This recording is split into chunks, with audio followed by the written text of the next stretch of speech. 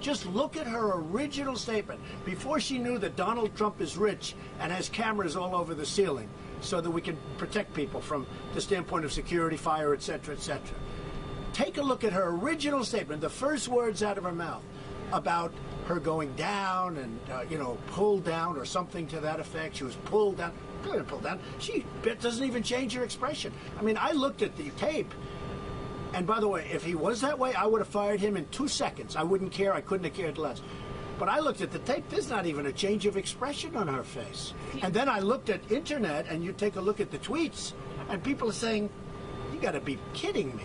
Let me ask you about Wisconsin. Let me ask you about Wisconsin, Mr. Trump. Response to all this should have been. I think it's something that's disgraceful. I think that you as a reporter and all of you as a reporter probably get treated a lot rougher than that on a daily basis. I have never seen anything like it. I cannot imagine how they did it. He's got a very good lawyer.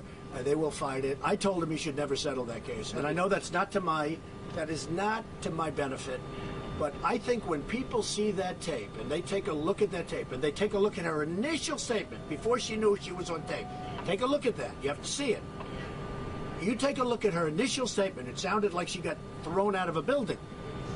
You take a look at that, and then, excuse me? She did get bruises on her. I don't know if they were bruises from that. Why? Who said they were bruises from that? How do you know those bruises weren't there before? That's what the police. I don't know what the police said. How do you know those bruises weren't there before? I'm not a lawyer, but she said she had a bruise on her arm. I mean, to me, if you're going to get squeezed, wouldn't you think that she would have yelled out a scream or something if she has bruises on her arm? Take a look at her. Let me ask you about. Take a look at her facial expression. Her facial expression doesn't even change. So, you say bruises on her arms. How did they get there? Who put them there? I don't know that he put them there. In any event, I'm sticking up for a person because I'm not going to let a person's life be destroyed over somebody that we have on tape. And you just take a look at what people are saying when they see that incident on tape. And no jury, in my opinion, no jury would convict a man and destroy a man's life over what you would. Let me ask you about Wisconsin. Trying to appeal to the Latino vote. I wanted to ask you about that. I think I'm doing great with the Hispanics. And the Hispanics are great people. I have thousands that work for me, tens of thousands over the years. Just at Doral, I own Doral in Miami, and just at Doral alone, I have probably 800-900 Hispanics working for me. I have many, many Hispanics. They're phenomenal people. I just say that in the case of Mexico, we're being treated very badly. We have a trade deficit of $58 billion, and they're treating us very badly. They could stop the drugs from coming in if they wanted. Mexico could stop the drugs from coming into our country. I won New Hampshire, the state of New Hampshire. And I said to those people, because they told me the number one problem they have is heroin pouring in from the southern border. I said, if I get elected, I'm going to stop it. I won in a landslide in New Hampshire. You saw that. When you look at beautiful New Hampshire and you say their number one problem is heroin, well, you have a huge drug problem in Wisconsin. Everybody does. And it's pouring in through the border. I'm the only one that's going to stop it. Politicians, all talk, no action, guys like Cruz. He's all talk. These are not people that are going to stop it, believe me. All he can do is talk, and frankly, in my opinion, he doesn't talk very well.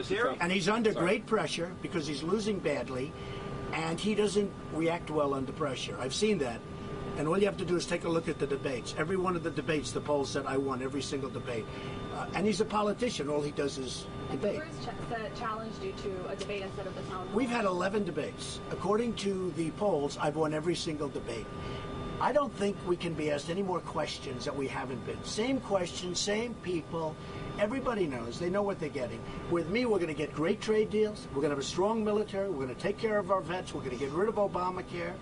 We're going to have a great country again. So you're saying no more debates? With any of these politics, and remember this, very importantly, I'm self-funding my campaign. I'm putting up my own money. These guys, Cruz and what do we have left now? Kasich, right? They're getting their money from special interest groups. They're getting money from lobbyists. Those lobbyists have total control over these people. What's good for the country, they often won't do because their special interest group doesn't want them to do it. With me, I'm only here. Look, I don't know. I think I'm going to win. I'm doing very well. But if I don't, a lot of people said, why do you even do this? Why do you do this? You have a great life. You have a great family. You have a lot of money. You've built one of the greatest companies in America. My company's phenomenal. And I built one of the greatest companies in America. And they say, well, why do you do this? I do it because I want to give back. I'll tell you something. We have a country that's in serious trouble. We have a president that doesn't want to say radical Islamic terrorism. He doesn't want to acknowledge what's happening to us and all over the world. I do it because I want to give back, because I think I can give back something that nobody else can. And the beauty is that I'm funding my own campaign. So Johnson & Johnson and all of these big pharmaceutical companies and all of these big oil and gas companies like Support Cruise and all of these big companies have nothing to do with me. I don't need to do anything for them because they gave me nothing. I didn't take any of their money. Mr. Trump, let me ask you, I talked to the first Wisconsin female lieutenant governor, Margaret Farrell. She's not a feminist, but she said she used to teach 6th and 7th grade. And she said if some of her students said some of the things you say about men and women, they would be in a lot of trouble. I became a politician 8 months ago. During my life, I've had a lot of fun. I've had a lot of victories, mostly victories, almost all victories, but I've had a lot of victories. I've had a lot of fun. I go do shows like Howard Stern, who's actually a much different guy in person than he is on the air, and I do lots of things and never thinking I was going to be a politician. And believe me, if you got a guy like Cruz talking to his friends or his buddies at the table, if you got a guy like Kasich talking, they act like, oh, they're so innocent, they're wonderful people. If you got a Kasich talking to his friends and his buddies at the table or on the golf course, because he says that's what he does, he watches golf all the time on television, which is wonderful. Let's see what they said, okay? Let's see what they said. Is it presidential? And I did say nothing's presidential except victory. Victory is presidential. And I did say about Rosie O'Donnell, and I did say about Megyn Kelly, because she doesn't treat me right. I'm on her show all the time, and she doesn't treat me right. She shouldn't put me on the show all the time. And if she didn't put me on this show, her ratings would drop like a rock. And she's only successful. Frankly, I think she's successful mostly because she follows Bill O'Reilly, but that's beside the point. So I say things about certain people, and I'm open about it. But I will say this, you go behind the scenes and you see what Ted Cruz, I don't know if anybody saw the video that he made of him and his family praying, where they were doing retakes, takes all over, and it lasted for hours. Why don't you go study that video and you tell me whether or not he's real. You tell me whether or not Ted Cruz is real. Go get the video that they made that was released, and I think you know the video I'm talking about. You get the video where they were making commercials and using his family in a not very nice way, and you play that video for the people of Wisconsin, and you tell me whether or not Ted Cruz was real. Because I'll tell you what, he's not real, and I know people. I've made billions of dollars because I understand people. Your immigration policies, a lot of people here in the state are scared about because we have a huge dairy farming industry. That industry relies on immigrant labor to be successful. They're telling me if you round up all of the immigrants and deport them, the agricultural economy in the state is going to go bust. When you need help, the people are going to be able to come in. When you can't get people, they're going to come in, but they're going to come in through a legal method. When you need help, we have the same thing up in the wine country in California. And when they need help, those people are going to come in, they're going to show they can't get them, and they're going to have them, and they're going to come in legally. It's going to be a wonderful system. They're going to come in legally. But we have people coming in all over. Right now we have 179,000 illegal criminal immigrants. Okay, these are criminals. These are people convicted of crimes, and they're all over the United States. And we're having, whether it's Kate in San Francisco or Jamil in California, we're having killings, murders. We're having things. The 65-year-old veteran, female veteran, who was raped, sodomized, and killed by an illegal immigrant. We're having killings all over this country, and now on top of it, we're starting to take over people from Syria. And we don't know if they're ISIS related. We don't know who they are, where they are. There's no documentation. And Trump is going to stop it. Now, maybe people think my stance is tough. I said we have to have a temporary ban on Muslims. And now people are sort of saying, wow, that's not a bad idea. When I first said it, everybody said, no way. When I talked about Brussels a few months ago is a hellhole, I said Brussels is a hellhole. The New York Times did a big, major story on me saying what a horrible thing to say about Brussels. And then you see what happened a couple of days ago. And now everybody's saying Trump was right. I was right about a lot of things. I was right about taking the oil. I was right about Osama bin Laden because I talked about him before he blew up the World Trade Center. I was right about a lot of things. And I think I have a lot better handle on this. And by the way, I'm right about NATO.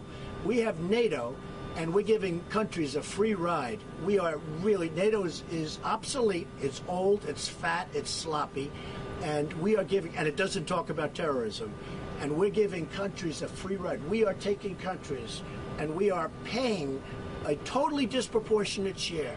We owe $19 trillion. It's going to be soon $21 trillion because of that horrible budget that was just passed, the omnibus budget.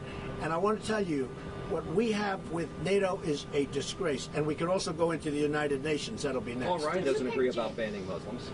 I don't care if he does it. I mean, if he doesn't, he doesn't. I'm saying I think until we find out what's going on, we have to do. Look, the man, this wise guy, horrible human being that was caught last week, he was living with all of his friends.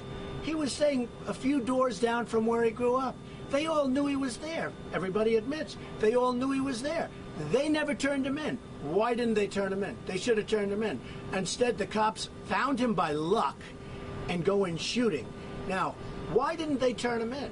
Why didn't the people in San Bernardino who killed 14 people in California, why didn't their neighbors say that there were bombs all over their apartment? There were bombs all over that apartment.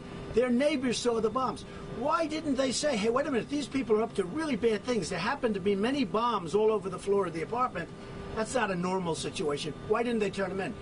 We got a really big problem with radical Islamic terrorism, and until our country realizes it, and until our president is willing to talk about it, but he's gone now. He's out of it. I don't think he knows what he's doing. I mean, our president is grossly incompetent, and I don't think he has any clue what he's doing. But until he's willing to mention the name of the problem, you can just, I mean, we're going to have, and this is a problem that is getting bigger and bigger and worse, and mark my words, it's going to get a lot worse before it gets better.